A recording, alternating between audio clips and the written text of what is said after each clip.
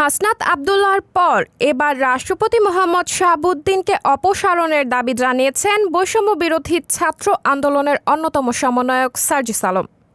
বৃহস্পতিবার ৩রা অক্টোবর রাত ৯টায় এক ফেসবুক পোস্টে তিনি এই দাবি জানান।